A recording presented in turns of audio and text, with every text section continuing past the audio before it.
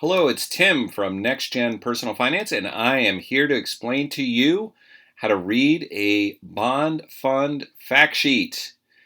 Today, we're specifically going to look at the Vanguard Intermediate Term Treasury Fund Investor Shares.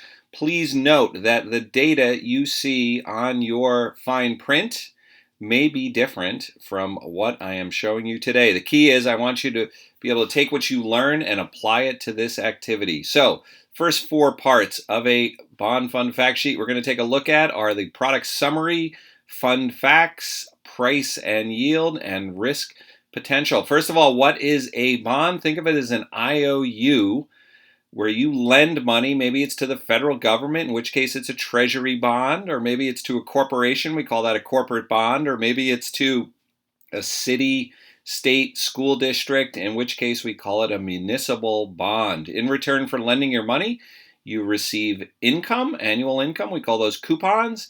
And then at the end of the term of the bond, you hope to get your principal back. So let's start with the product summary. That tells us what the bond fund owns. In this case, 80% of the assets are those issued by the government in the form of treasury bills, notes, or bonds. So this is largely, as the name suggests for the fund, it's largely a treasury bond fund. Treasuries again are issued by the federal government, so they're generally considered lower risk. However, there is the risk that interest rates change, in which case when interest rates go up, the value of the bonds go down, and therefore the value of your bond fund investment will go down also. Again, a bond fund think of it just as a collection of bonds, and the reason we study bond funds is that most investors do not buy individual bonds. Instead, they diversify into these bond funds. Okay, let's move on to fund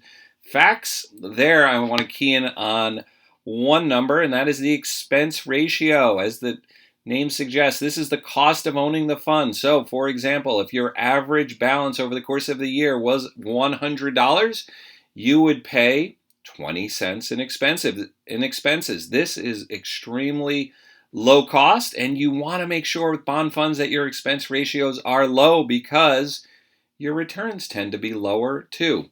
Let's move into the lower left-hand corner. We take a look at price and yield. So this is a mutual fund, and it receives end-of-the-day pricing. And so on May 26, you could buy one share of this mutual fund for $11.47.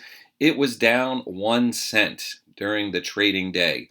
The SEC yield, think of that as the income. Remember I told you a bond produces income. If you own this specific bond fund, and let's say you had $100 invested, you would receive 67 cents per year. So 0.67%, that is an annualized number. Finally, in the lower right, you see risk potential.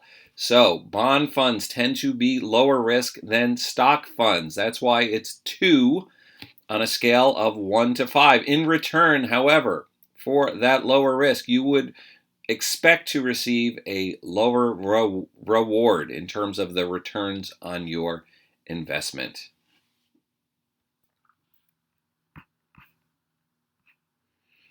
Let's go take a look at let's look at performance. So how has this fund performed? You see in the upper right, we're comparing this specific bond mutual fund to an index, the Bloomberg US 5 to 10 year Treasury Index. And so you see in most cases, the blue bar, which is the fund, the specific fund that we're looking at, tends to underperform slightly with the index. Why? Well, because we mentioned earlier there are expenses, the expense ratio. So that typically is why individual funds will perform a little bit lower than what the index that they're comparing themselves to. So let's look on the right-hand side, upper right, you'll see the hypothetical growth of $10,000. If you had invested $10,000 10 years ago in this fund and held over this period, you would have approximately $13,364.04. So that's, what is that, 34% return over a decade. Again, bonds tend to be lower return. Let's keep moving down here.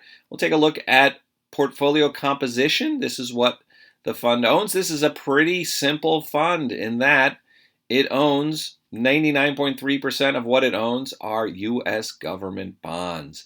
And then moving over to characteristics of the size of the fund, $6.8 billion in assets.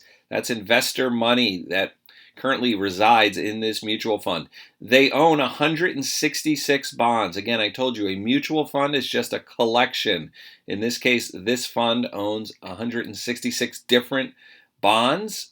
And then duration. Duration is a key metric that you want to understand when it comes to bond funds because it tells you how that bond fund will perform based on a change in interest rate. So just very quickly, if interest rates go up 1%, because the duration of this fund is 5.1, you can expect the fund's value to drop 5%. Again, when interest rates go up, the value of bond funds decline, and duration tells us by how much. So for every 1% change in interest rates, this fund would be negatively impacted and see a reduction in value of 5%. I hope you enjoyed this journey. Good luck with the activity.